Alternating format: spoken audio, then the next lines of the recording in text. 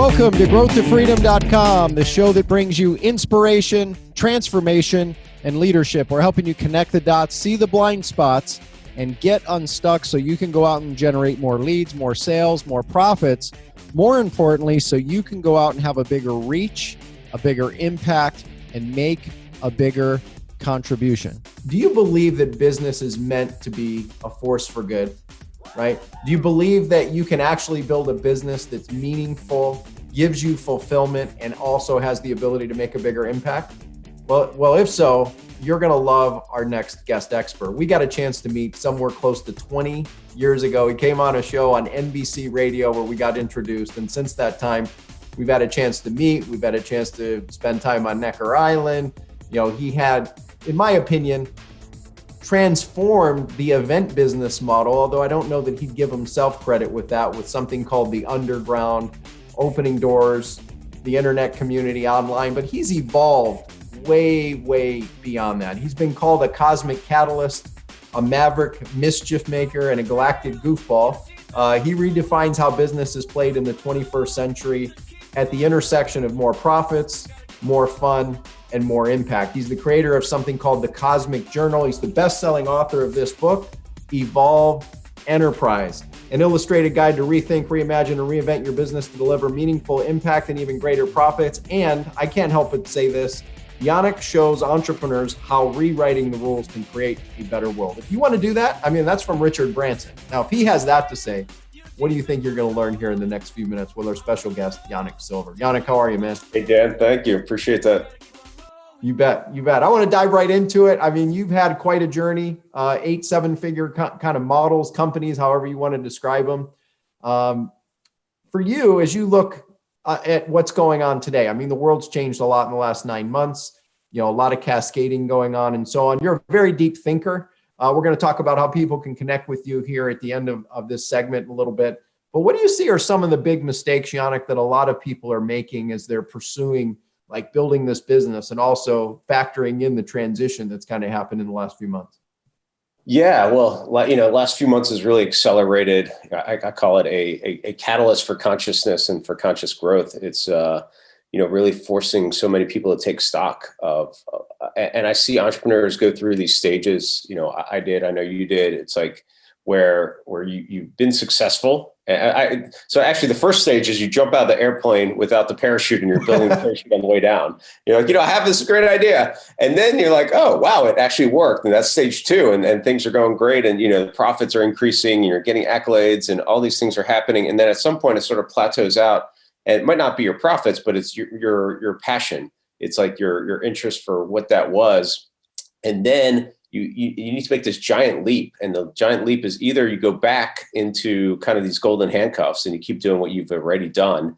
And then you feel like your soul is sort of dying a little bit each day, or you make this giant leap into connecting your head, which is your business side, your marketing side, and then your heart, the impact you want to make, and then your higher purpose. And then that really is a big chasm that you want to cross. And not everyone gets there. But the question that you asked at that point is, now what?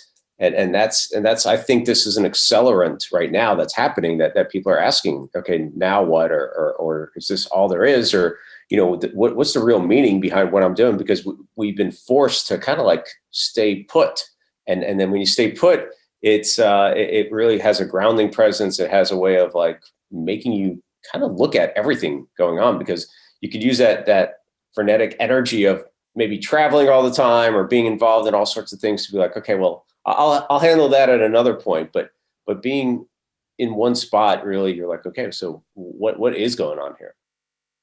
Yeah, and speaking of what's going on here, I mean, even at the beginning of the book, you tell the story and a question. I think it's a really profound question. It ties in with just what you talked about, the stages right. Of essentially becoming an evolved human to become an evolved enterprise, which is, would I be happy? I mean, this was your personal story.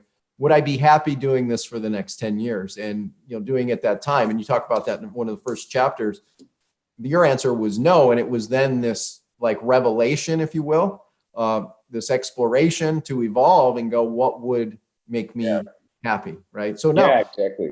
And I call it the cosmic alarm clock. It's like this thing that goes off, and you can either hit snooze and ignore it, or you can answer it. And it's usually like a little whisper. And for a lot of time, like for me, outside looking in, everything was, amazing, making a lot of money online, having, just as you said, kind of help reinvent that space, especially for events and so forth. And but I just, if I was really honest, I just wasn't truly happy, or more like it wasn't like it was good, but it could be even better. Like I thought that there was a greater impact that I could have.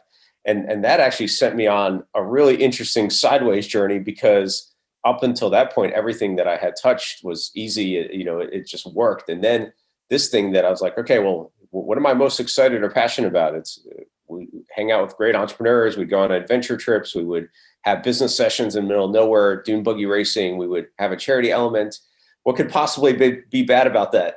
And then $400,000 in, my wife's like, what are you doing? You got that knock on the door from Missy. That was the early. Yeah, that was the nudge. Right? Yeah, exactly. Yeah, maybe not the door, the like you were doing, the elbow into the ribs. And because my passion for the other side was not really there anymore. So I had also like closed different programs. I had, shut down a lot of stuff because I'm like, no, this is not what I want to be doing. And then what it really forced me to look at was, what is my why?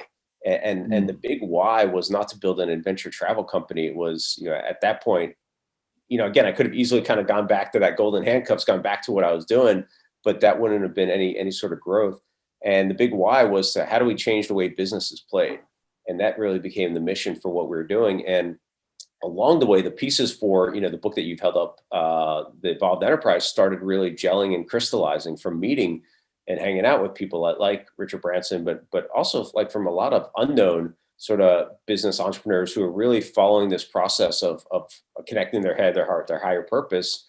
And what did that look like? And so I learned all these little pieces, and then that helped reassemble what we were doing, and had an 824% change in trajectory to the positive side, and putting together this framework, which then became Evolved Enterprise. And as you're listening or watching right now, like, would you want to be in a place where you can match your head, your heart, and your higher purpose to create your version of an evolved enterprise, to have a bigger impact, have greater growth, have greater profitability, and make a bigger difference? If so, Yanik is certainly an expert to be able to share that with you. Now, as this... Dan, so I'll just say one quick thing about it's moving from a transactional company to a transformational company to transcending. And so a lot of times we're stuck at that transactional level where it's just competing on price or just competing on some sort of advantage that we try and create. But really where this seismic shift is happening, and if you look at the trends, and it's even more than trends, it's like consumer buying behavior is changing. Consumers want to buy companies that have a greater purpose and meaning. And then people want to work with companies or work for companies that have that. So it's happening outside in and inside out. And that's the seismic shift.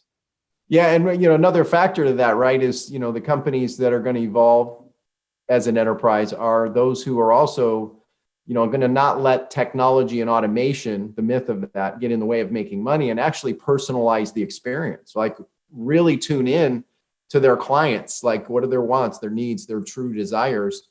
Moving beyond transactional, moving even beyond transformational, but as you talked about it, transcendent, personalized to them. And those that do that are going to be the ones that thrive, and those who don't, they're going to get, washed away, right? Right. Now, as you kind of view, through your optics, right, which you're one of the most creative, genius type people I've ever been around, frankly, and your ability to then take information and then create these simple little diagrams that make it easy to understand, or impossible to misunderstand even better. Like, what do you see, or like right now, like if you're working with a client or clients, you've worked with hundreds of thousands over the years. Like if you're working with somebody right now, what are like 1 to 3 strategies, Yanik, you'd be suggesting, hey, get these in place right now, or make these shifts in place right now that or feel could have a huge breakthrough? Yeah. I mean, the pieces are, like what you mentioned, is that moving from that transactional to transformational to transcending, and it doesn't happen overnight necessarily. Like it actually is the deep work that happens typically on the founder entrepreneur level. And part of the diagram is that it starts with you, and then it radiates out into your company. And so some companies have been looking at these the data and being like, okay, well, we need to do something around charity or impact or whatever. But then they're looking at it from a transactional lens. They're looking at it from, like I kind of pick on KFC a couple of years ago, where they had a pink bucket of chicken to support the Susan G. Komen Foundation, and 50 cents of that bucket went to that research. And so I was like asking my friends, I'm like, I don't get it. And they're like, well, they sell breasts of chicken and this is for breast cancer research. And I'm like, oh, all right, I get it now. But also there's data around a diet high in saturated fat has been linked to cancer. So like, it's just not congruent. And so your consumer, your buyer, your member, your client is smarter than ever and more connected than ever. And so they went on social media and they're like, this is not congruent. This is just, a massive backlash. So I think that it's getting back to, what is your true why? So in the model, it starts with you, evolving you, and then going deeper. And one of the ways that you go deeper is journaling. And that's, maybe we have a few minutes to talk about that, but getting to your why, like, why did you start your company? What was the real reason for it? Who did you want to serve? Who did you, want to become a hero to? Like Dan Sullivan talks about, what was the purpose of it? Maybe it was solving a great pain that you had that you wanted to solve for others, or maybe it was something else. Maybe it was just, you saw a gap in the marketplace. But if you saw that, like, that is okay. But at some point you probably want to connect to something deeper. And otherwise it's just going to be about the transactional aspect of it. And then it's like connecting that to what is the impact that you want to make, and then getting that aligned for your team as well. Because when you have this alignment, so I'm a yoga practitioner, and so it's all about alignment.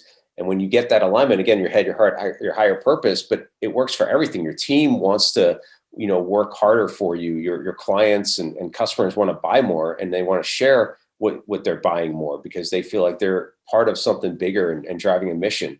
You get, potentially celebrity endorsements. You get, all these things start showing up for you, but it can't be done from a tactical, oh, this is the flavor of the month kind of thing. It has to come from this deeper resonance. And believe it or not, and you would believe it because I do all sorts of unusual things, but I've been tapping much more into just indigenous wisdom and going back to thousands and thousands of years of wisdom and saying, okay, what is the real lesson here? And then how do we apply that to the business world? And as you're listening or watching, like, what would it be worth? How would it impact you to be in a place where you become a catalyst for conscious growth and shift your business around this, move from tactical focus to beyond strategy, even to principle based, that's timeless, not just timely, right? What Yanik just shared there, going back to ancient wisdom, tapping into the timeless wisdom that's there, and like, what will be true tomorrow, regardless of what happens, what's been true for decades, right? What will be true for you if you put it in place, right? Don't fall in love with tactics, fall in love with the principles. And when you hang out with people like Yanik and some of the experts that we have a part of this series, you can't help but fall in love with the timeless strategies that work, whether the market goes up, whether the market goes down, whatever shifts happen, and keep you bulletproof. Not that you don't have ups and downs, but it keeps you more bulletproof and almost puts a moat around your castle, so to speak, when it's done right. Now, I know, Yanik, we've scratched the surface on this just a little bit, and we're running short on time. If people are intrigued, which I imagine they are, if you're looking for a way to have a more meaningful business, to have a bigger impact, to drive up profits, and also do something that really makes a bigger difference as an evolved enterprise, where can people connect with you? Where can they get in contact with you, learn more about what you're up to, what you're doing? Sure. Evolved Enterprise, you can buy it on Amazon. Also the newest Cosmic Journal, which is when I hand it to people, I call it, this is your galactic instruction manual that you were missing at birth to remember your destiny here. And so that can really tap you into what are you designed to do here. And then for companies that are 7 figures plus and really leading their industry, we have a group that you mentioned, Maverick 1000 group, that we get together a couple times a year and really focus on how do we grow ourselves, how do we evolve our business, how do we evolve ourselves, make a difference in the world, and have some fun together.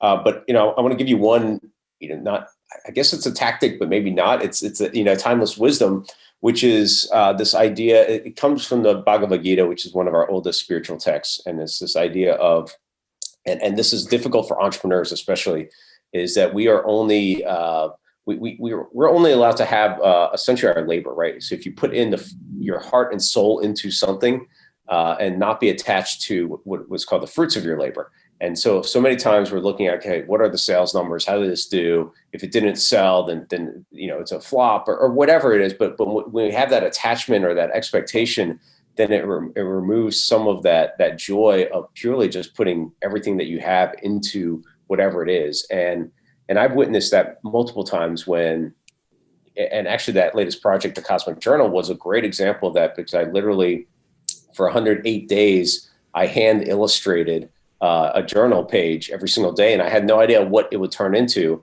It was really meant for me. And then it ended up getting published. It ended up being, just so many people just shared how many accolades about it. And that's really helped them in this immense way. But again, it was designed for me. And I think going back to that piece again, like, okay, what do we want to put our whole heart and soul into? And one of my favorite questions, I love questions, just like you, like the deeper the question, the better the answers. Yep. And Brené Brown in her book, Daring Greatly, her question, or one of them that I kind of cribbed was, what would I do even if I knew it would fail?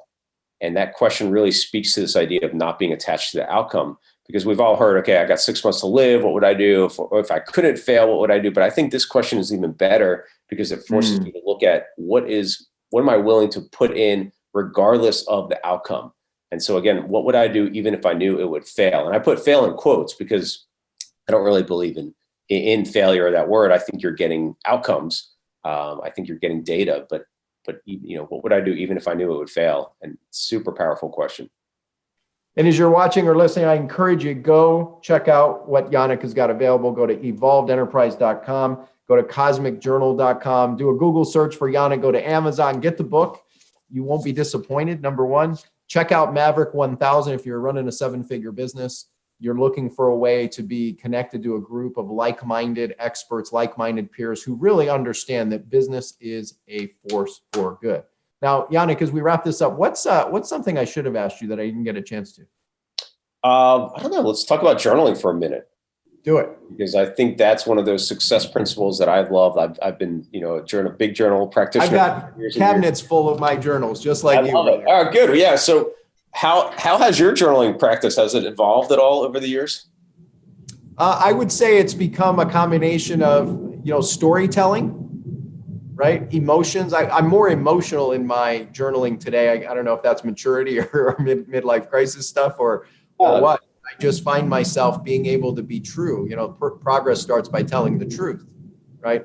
So a lot of truth, comes out of it. I also connect to the higher purpose things, and I really create these, like, you're amazing at the drawings that you do, but I do these little mini, like almost connections, I'll call them, between one thing and another to be like, for me, the reinforcement tool to stay on track. Like, one of my higher values is hyper growth, like super hyper growth. Like, I can't work around people who are linear at all, or that type of person.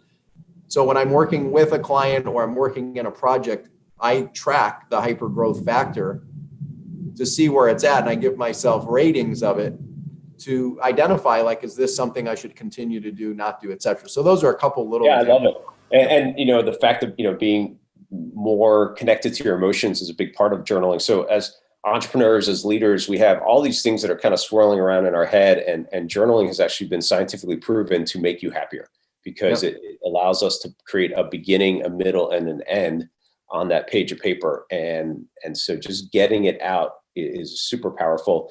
And as you said, you've matured in that way of being more almost like vulnerable, I think, in your journal, because a lot of times people are like, oh, I've tried it and I've given up on it, or I, maybe never tried it, or I'm scared of my wife or my husband or my girlfriend or my kids or whoever reading it. And, that is a common thing that I hear, but maybe, if you are worried about that, you just put it somewhere that they won't find it, put it in a lockbox or something like that. I mean, mine are sitting out in my office, and it's okay, right? Like, I'm not worried about that, but it is this amazing place of tracking, like you're talking about tracking.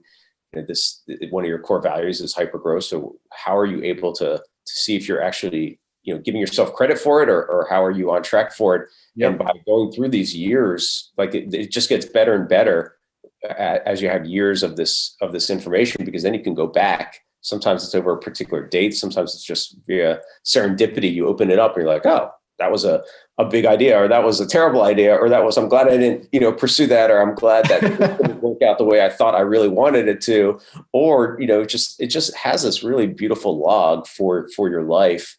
And the deeper you do it. And then for me, like you mentioned the drawings and so forth, like that came back. Like I wanted to be a cartoonist as a kid, and it came back through my journals. And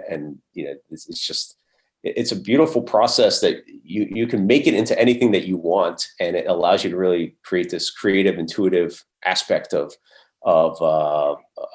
tapping into really deeper wisdom, tapping it. Like, so I use also my non-dominant hand for answering questions. So that question I asked, I would answer with my right hand, and I'd also answer with my left hand, and then you would see what would happen. And so there's so many ways of using your journal, and I'd highly recommend. I got to share one that I do, which is writing it upside down. So what do you mean? Right with your, so if you're right-handed, right? Yeah. So you write out your responses upside down. I don't know if it has the same exact as the non-dominant hand, but it opens up, I have found, a certain level of creativity and focus from doing it. Writing it upside down, like so like, for example, I'm going to write your name upside down right now in my notes. And is it left to right, or is it So here you go. It isn't completely right because the end's backwards, but okay, that's pretty interesting. And so that might be something that you'd have some fun. Like complete sentences and complete. Yes. Wow, that's fascinating. Yeah, I think that probably has some similar capacity to it, and because it's just opening up our whole brain instead of just one part that we typically use in that linear fashion. And I've found just deep wisdom that happens when we open that up. And as you're watching or listening, what would it be worth to you to open that up, to create an evolved enterprise, to be a force for good, to get your head, heart, and your higher purpose connected? Well, again, if you want to go deeper with what Yanik has shared with you, I encourage you, go to evolvedenterprise.com, go to cosmicjournal.com, go look up Yanik, get connected with him. You'll find he's one of the most connected people, but he's also somebody who wants to help solve a lot of problems, reduce suffering for entrepreneurs, open up gateways, and a whole lot more. Yanik, I just want to say I'm incredibly grateful for your time, your wisdom, friendship over these many years, and continue to help each other even more. Thanks, Dan. I appreciate it. Thanks for having me on. What are on the 300 episodes? Thank you. What are 1 to 3 action steps you hope that the viewers, listeners take from our 15, 20 minutes together today? I would say, to answer that one question, what would I do even if I knew it would fail, with your right hand and your left hand? So that would be 2 upside down. Upside down. There you go. We got all 3 steps right there. It would also be, to give yourself an experiment. We didn't talk about a lot of other experiments, but journaling is one. So, for me, I use 33 days as a number because it's beyond a month and it's a specific number. So it could be 15 days, could be 21 days, but think of an experiment that you want to try. Could be journaling, might be meditation, might be, no alcohol, might be no sugar, and all these different experiments that you can give yourself and then see, has it helped me or not helped me? Because every time that we change our own state and again, evolve a little bit as a founder, it's going to affect all these other ripples. So that would be the other thing. And then get a little more clear on your why. Go back to your why, even maybe going back to what did you love to do as a kid, and thinking about that. And because that could show up again in your business and in your company. There you have it. Take action with what Yanik shared with you. Answer the question, what would you do even if you failed? Look at your life as experiments, track what works, how it works, what's working, what's not working as a result, and go back to your why, that childlike enthusiasm. Take action, seize the day. We'll see you in the next segment, the next episode, the next session here on growthtofreedom.com. Thanks for watching and listening. Thanks for listening to this episode of growthtofreedom.com. Are you struggling to get a steady flow of new clients every day? Or maybe hit a plateau or hit a wall in growing your business? Well, let's help you solve this problem today. Let's review your business and have a conversation. You can do that for free today at breakthroughstrategycall.com. That's breakthroughstrategycall.com. In addition, if you're looking for a simple way to implement some of what we've been talking about in today's episode, then I want to encourage you to get our free small business toolkit. You can get that at activate.breakthrough3x.com. That's activate.breakthrough3x.com. If you'd like access to the special resources and all the show notes for this special episode, make sure to visit growthtofreedom.com.